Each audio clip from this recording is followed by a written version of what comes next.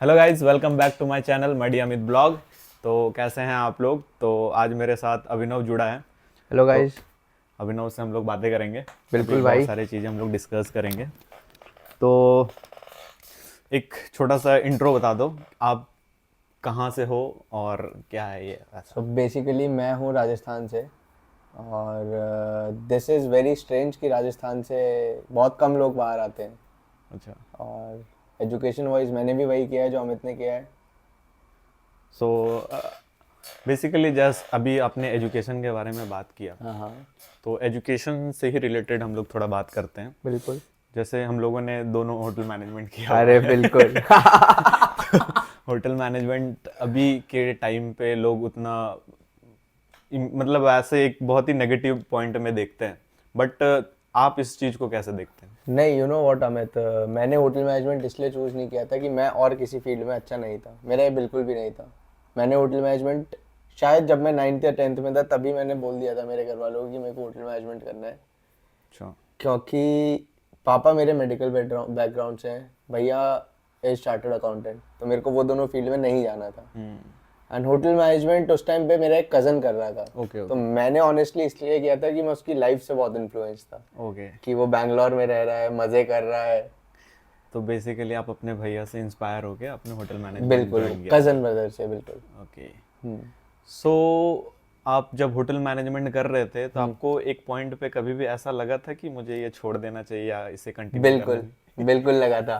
ये हर hotel management वाले बंदे को लगता होगा 100%।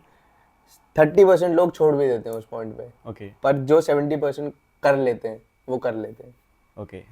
सो आपको एक पॉइंट पे लगा था कि होटल मैनेजमेंट सही डिसीजन नहीं है, हाँ बिल्कुल लगा बट था। अभी कैसा लगता है आपको जब आपको ये प्लेसमेंट, जब आप यहाँ यूके में जॉब कर रहे हो ऐसा? ऑब्वियसली यहाँ आने के बाद मेरे को लगता है कि होटल मैनेजमेंट बिल्कुल भी गलत ऑप्शन नहीं है as compare to other fields. क्योंकि we have seen lot of things. हमने कोरोना देखा, हमने सारी चीज़ें देखी, बट एक हॉस्पिटैलिटी इंडस्ट्री ऐसी थी जो कभी बंद नहीं हुई। तो रिसेशन तो नहीं आएगा, लोग कभी खाना, बच्चों को पढ़ाना तो बंद करेंगे नहीं। तो मेरा मानना है जैसे हम लोग एज हॉस्पिटैलिटी जैसे हम लोग बोल रहे हैं, तो सिर्फ होटल मैनेजमेंट इसमें नहीं आता है। नहीं, ये होटल मैनेजमेंट का मतलब ये नहीं है कि हम लोग कॉलेज में जाके खाना बना रहे हैं या झाड़ू पोछा कर रहे हैं या प्लेटें वाइप कर रहे हैं, नहीं। Hotel management you can compare it as a MBA in hospitality. आप होटल मैनेजमेंट करके there are 1000 options. I don't think so कि direct hotel management minimum requirement जिस जिस फील्ड की है और किसी फील्ड से आपको उतनी जॉब्स मिलेंगी। सो ये चीज़ तो मैं मानता हूँ कि ऑप्शंस बहुत ज़्यादा रहते बहुत हैं। सारे ऑप्शंस हैं। ओके। सो अभी जब आप होटल मैनेजमेंट कंप्लीट की, दैट टाइम मतलब कौन सा बैच है आपका वैसे? मेरा 2016 to 19। 16-19 का बैच है। तो उस टाइम पे आप जैसे पास आउट हुए थे तो मुझे लगता है कि एक साल के बाद ही कोरोना आ चुकी थी। बिल्कुल बिल्कुल बिल्कुल। तो उस टाइम पे आपको क्या इम्पैक्ट पड़ा एज अ पेंडेमिक? ऑनेस्टली बताऊं तो I was working in a good company. I was working in burger king. उनके स्टोर्स केवल एक हफ्ते के लिए बंद हुए थे। ओके 22 मार्च को लॉकडाउन लगा था, मेरे को अच्छे से याद है। एक हफ्ते के लिए और स्टोर्स वर शट डाउन, और एक हफ्ते बाद स्टोर्स वापस रीओपन हो गए थे टेक अवेज और डिलीवरीज के लिए। तो मेरे को ऐसा जितना कोई इम्पैक्टफुल लगा नहीं। I was working in Covid time. So hotel management देखा जाए तो आपके लिए बहुत ही लाइफ चेंजिंग डिसीजन मेरे था। लिए लाइफ चेंजिंग डिसीजन रहा। मतलब मैं ये नहीं कह सकता कि मेरे को इस डिसीजन से रिग्रेट है। ओके। हाँ।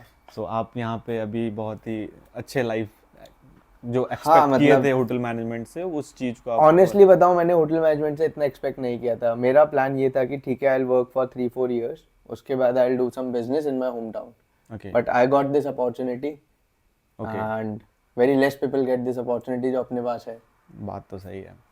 सो आप यहाँ पे यूके में स्किल वर्कर वीज़ा पे काम करते बिल्कुल। हो, तो इसके लिए आपको इंडिया में एक्सपीरियंस रिक्वायरमेंट किए थे या फिर कैसे? आप मेरे व्यूअर्स को बताइए कि आप मतलब कैसे अप्लाई किए थे, क्या क्या रिक्वायरमेंट था जिसके वजह से आपको वो जॉब मिली, क्या वो अपने आप में मतलब वो एलिजिबिलिटी क्राइटेरिया क्या है जो वो फुलफिल करें, जो एक ड्रीम देख सकते हैं यूके आने के लिए? सी बेसिकली, अगर मैं शॉर्ट एंड सिंपल पाथवे बताऊं तो आपका क्यूएसआर या फिर retail.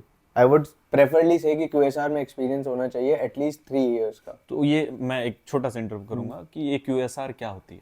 QSR is basically quick service restaurants. QSR हो गए अपने जैसे KFC, मैकडोनल्ड्स, बर्गर किंग, अपना टाको बेल, ये सारे QSR में आते हैं जो आपको खाना जल्दी प्रोवाइड करते हैं। ओके, जो बेसिकली जो 5-10 मिनट्स में खाना प्रोवाइड कर रहा है बिल्कुल आपके टेबल बिल्कुल, पे, that's a that's a QSR। QSR, that's a okay quick service restaurant. Okay, उसके बाद? उसके बाद आपको एटलीस्ट एक डिग्री होनी चाहिए। Hotel management is preferable. तो अगर आपको सिंपल प्रोसेस फॉलो करना है तो you have to do hotel management, then you have to have at least 3 years of experience in QSR industry. Okay उसके बाद if there are vacancies you can apply. Okay, तो this is the basic thing. आपका 3 साल का experience होना चाहिए on a designated position okay, so as a manager, as a manager, minimum age a manager. Minimum age a manager आपका experience होना चाहिए QSR पे, Yes. At least 3 years. At least 3 years का उसके एक्सपीरियंस बाद होना आप चाहिए। यहाँ पे आने के लिए एलिजिबल, और आपके पास बैचलर डिग्री होनी चाहिए। बैचलर्स डिग्री होना चाहिए। यस। सो उसके बाद मेरा क्वेश्चन ये है कि जैसे आप यहाँ पे जैसे ये हो गया, उसके बाद यहाँ पे मैंने बहुत बार सुना है कि आइलेट्स का भी एग्ज़ाम देना पड़ता है, Yes. या फिर लोगों के माइंड में ये बहुत सारा क्वेश्चन रहता है कि सारा डिग्री सारा चीज़ तो मेरे पास हो गया, आइलेट्स किन लोगों को जनरली देना पड़ता है? सी बेसिकली आइल्स उनको देना पड़ता है जिन लोगों की डिग्री जो है वो इंग्लिश में नहीं है। देयर इज अ लेटर जो आपका कॉलेज प्रोवाइड करता है, MOI letter, okay memorandum of instruction. Okay that letter states कि इस लड़के ने या इस लड़की ने ये डिग्री इंग्लिश में करी है and is eligible to speak and write in English. Okay अगर आपके पास वो MOI लेटर है तो आपको आइल्स देने की कोई ज़रूरत नहीं है। अगर आप इनफैक्ट स्टूडेंट वीज़ा पे भी आ रहे हैं मास्टर्स डिग्री के लिए और आपके पास अगर कॉलेज का इंग्लिश का MOI है तो भी आपको आइल्स देने की ज़रूरत नहीं है। ओके, तो आप आईएलएस देने के लिए, मतलब आपको आईएलएस देने का जरूरत नहीं है, आपके पास कंपलसरी नहीं है। अगर आपके आपके पास इंग्लिश लैंग्वेज में करी हुई डिग्री है, लोग क्या होता है मोस्टली इंडिया में स्टेट बोर्ड से पढ़े हुए होते हैं लोग, Okay. बैचलर्स डिग्री भी और 12th भी। ओके तो स्टेट बोर्ड MOI कभी भी आपको इंग्लिश में नहीं देगा, वो अपनी रीजनल लैंग्वेज में देगा। जैसे राजस्थान हिंदी में देगा, महाराष्ट्र मराठी में देगा। ओके ओके, सो जो मोड ऑफ जो आपका एजुकेशन वो इंग्लिश में अगर आपका होता है और Yes. आपके पास उसका अगर डॉक्यूमेंट होता है Yes. जो कि आपके कॉलेज या फिर जो भी यूनिवर्सिटी वो Yes, आपको प्रोवाइड बिल्कुल, करते हैं, बिल्कुल।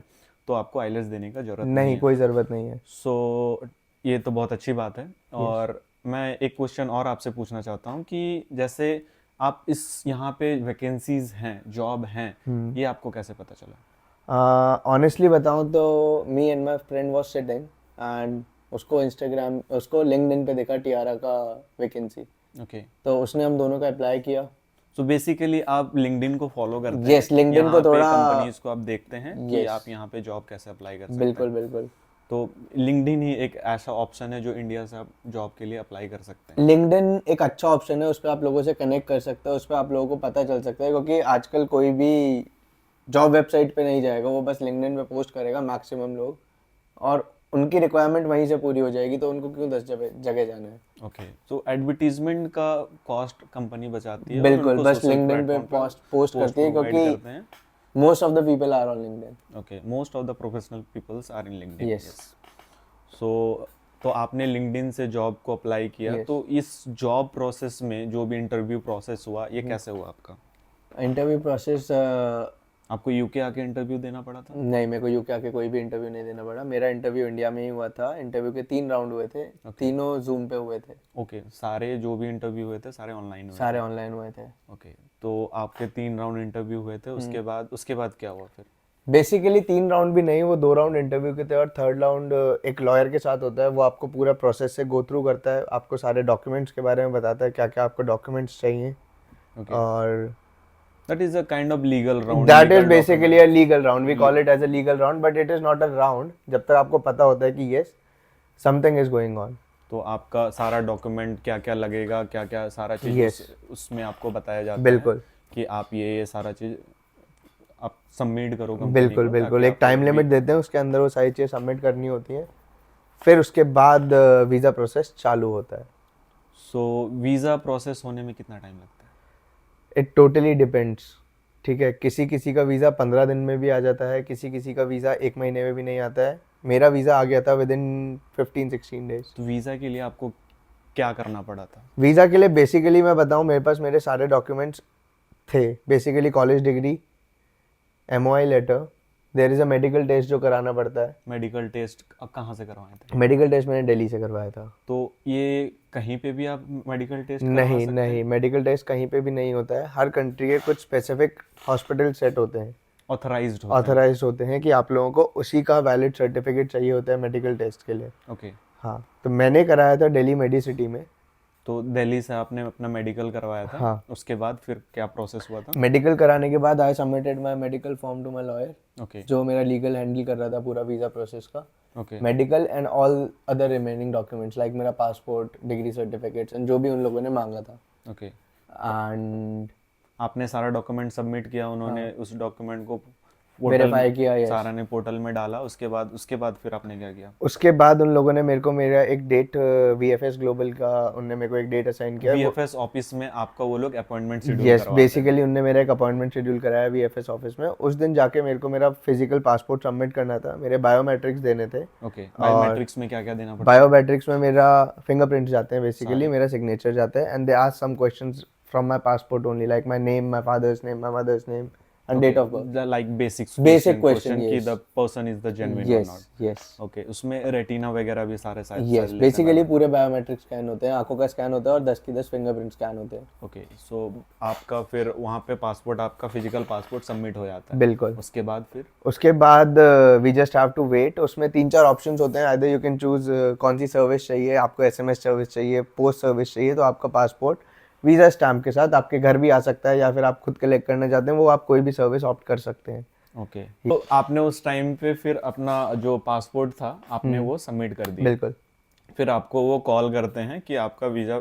नहीं, कॉल नहीं आता है बेसिकली। मेरे पास ये हुआ था, मैंने एसएमएस सर्विस ऑप्ट करी थी, ओके तो मेरे पास एसएमएस आ गया था within 10 days. Okay yes, within 10 days आ गया था, you can collect your visa, okay मतलब you can collect your passport. उस टाइम पे भी ये श्योर नहीं होता कि उस टाइम पे वीज़ा लगा है कि नहीं लगा है, केवल पासपोर्ट के लिए आता है कि you can collect your passport, और स्टेटस उस लेटर में ही होता है जो पासपोर्ट का एनवेलप होता है।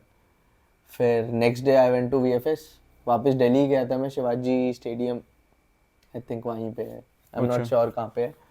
वहाँ पे मैं गया, मैंने कलेक्ट किया, तो मैंने देखा मेरा 3 महीने का वीज़ा लगा हुआ था। सो आई वॉज वरिड कि तो 3 महीने का वीज़ा उस टाइम पे आपको मिलता है? Okay so I was worried, क्योंकि मेरे को लगा था कि सीधे 3 साल का होगा। ओके फिर मैंने बात करी जिनसे मेरी बात हो रही थी, नेहा से। ओके।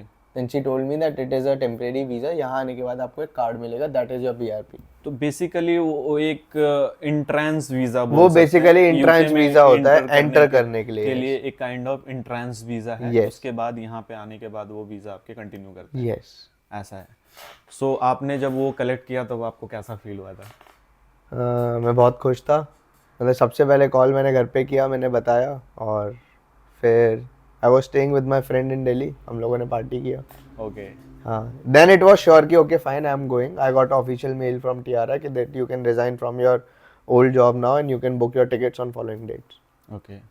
सो आपने उस टाइम पे आपको मेल पे कंफर्मेशन सारा आ गया कि Yes। आप यहाँ पे आ सकते हो, या आपका वीज़ा आ गया, सारा यस, चीज़ आ दे गया? Asked for that visa photo, Okay। जो वीज़ा का विग्नेट था उसका उन्होंने फोटो मांगा। ओके उसके बाद मेरे पास ऑफिशियल मेल ही आया कि you can resign from your previous job and you can book your tickets on following dates. So आपको एक माइंड में कभी ऐसा नहीं आया कि मेरे साथ ये फ्रॉड हो रहा है या फिर कुछ भी ऐसा वैसा? ऑनेस्टली बताऊं, मेरे पास स्टार्टिंग में ये आया था कि मेरे साथ फ्रॉड हो रहा है और ये हो रहा है, but I then after that I thought कि यार इट वुड बी जेन्युइन, क्योंकि मेरे से कोई पैसा नहीं लिया इस कंपनी ने। ओके।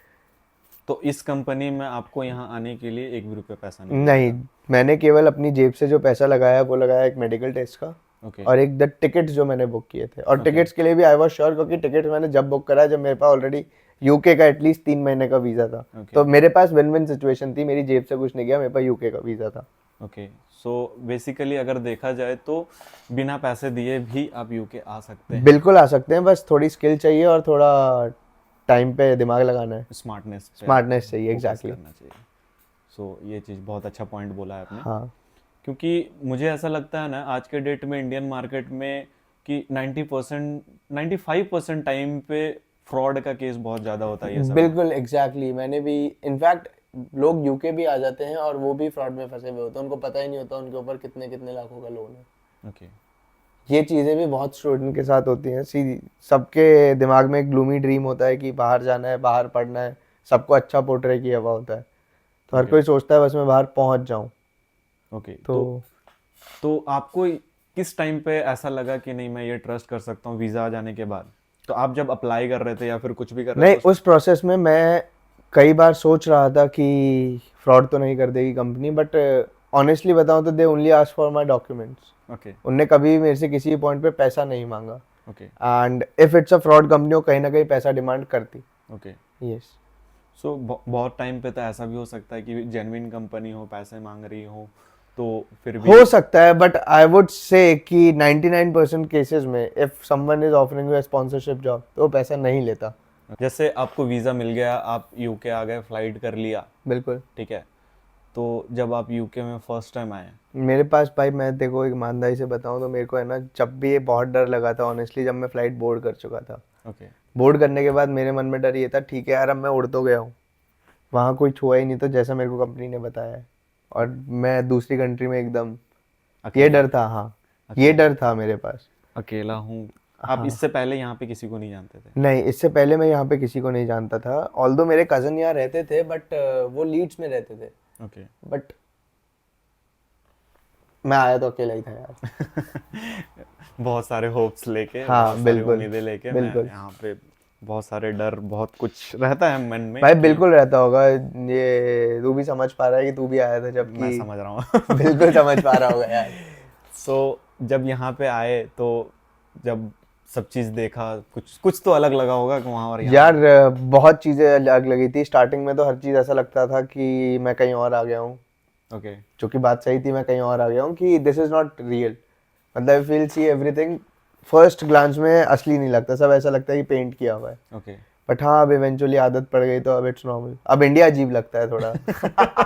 नहीं नहीं नहीं, वो उसको नहीं भूल सकते। नहीं भाई, इंडिया को पेड़ कभी नहीं भूल सकते। पेड़ कितना भी बड़ा हो जाए, जड़ नहीं भूलना नहीं नहीं, चाहिए। कभी भूलने वाली बात ही नहीं है भाई, इंडिया कभी भूला जा सकता है? नहीं, वो तो कभी नहीं भूला जा सकता है। सो आप जब यहाँ पे आए थे तो आपको प्रॉब्लम हुई थी यहाँ के एक्सेंट्स, यहाँ के लैंग्वेज, यहाँ के लोग, यहाँ के यार rules? Initially I can say कि यहाँ एक्सेंट यहाँ के लोगों का थोड़ा सा ज़्यादा, कुछ ज़्यादा ही फ्लुएंट है okay as compare to American English. यहाँ के लोग बहुत ही ज़्यादा फ्लुएंट इंग्लिश बोलते हैं, आधे शब्द खा जाते हैं। वो मैं समझ सकता हूँ। हाँ बस तो but being a hospitality sector, being in a hospitality sector we have already dealt with all these things in our training, तो इसीलिए बोलते हैं होटल मैनेजमेंट करना is not easy, और होटल मैनेजमेंट की grooming is second toughest after army. Okay. So मेरा question यही था कि जैसे आप प्रॉब्लम्स हुए थे लैंग्वेज को, क्योंकि हॉस्पिटैलिटी सेक्टर में अगर आप हो तो सबसे इम्पोर्टेंट होता है कि आप जिसको सर्विस प्रोवाइड कर रहे हो उसका कम्युनिकेशन, लैंग्वेज को बिल्कुल समझ बिल्कुल, पाना, उसकी लैंग्वेज बैरियर communication खत्म करना। तभी आप उस चीज़ को, आप उसके जो भी प्रॉब्लम हो आप उसको रिजोल्यूशन दे सकते हो। बिल्कुल बिल्कुल सो आप धीरे धीरे उस चीज़ को इम्प्रूव किए। बिल्कुल। तो कैसे इम्प्रूव किए उसको आप? यार eventually see the thing is, basic English was good. Okay English समझने में कोई दिक्कत नहीं थी, दिक्कत थी एक्सेंट समझने में। Okay and eventually if you start working with all those people, और आ जाता है, मतलब इतना कोई बहुत ज्यादा हमको मेहनत करने की जरूरत नहीं है, तो विद एनवायरनमेंट इन है। कितने टाइम लगा आपको ये चीज़ों को? 3-4 महीने में आई कैन से कि 3 से 4 महीने में आई कैन से कि हाँ, I can easily understand fluent English. Okay. तो 3 से 4 महीने में आप चीज़ों को समझने लगे, यहाँ Yes. के माहौल में ढल गए। जब आप आए थे इधर ठंडा था या फिर गर्मी था? मैं आया था अप्रैल में। ओके ओके, एंड उस टाइम पे यहाँ पे गर्मी था, बट मेरे लिए तो बहुत ठंड था। ये बात तो सही है, क्योंकि हाँ। अभी रिसेंटली यूके ने मतलब 26 डिग्री सेल्सियस पे अभी लास्ट टाइम heat ऐसा wave नहीं का था, alert, लास्ट ईयर तक ऐसा नहीं था। हीट वेव का हीट जो वेव, ये था बिल्कुल। रिलीज किया था। तो अभी तो नॉर्मल टेम्परेचर विंटर पे वहाँ पे 26 रहता है इंडिया पे, तो चीज़ों Yes. को एडजस्ट करने में थोड़ा बॉडी भी प्रॉब्लम करती है। बिल्कुल बिल्कुल। तो आप जैसे कोई भी यूके आना चाहता है तो आप उसको क्या मैसेज देना चाहते होगे? अगर कोई यूके आने का प्लान कर रहा है तो मैं, अगर घूमने आने का प्लान कर रहा है तो carry lot of winter clothes, और रहने के हिसाब से आ रहा है तो don't carry lot of clothes, यहाँ पे कपड़े सस्ते हैं। So thank you so much, आपसे बात करके बहुत अरे अच्छा भाई। लगा। फिर मिलते हैं आगे भी। अभी बिल्कुल अपने को बहुत बिल्कुल भाई, बातें अभी करनी है। अपने को बहुत बातें करनी है।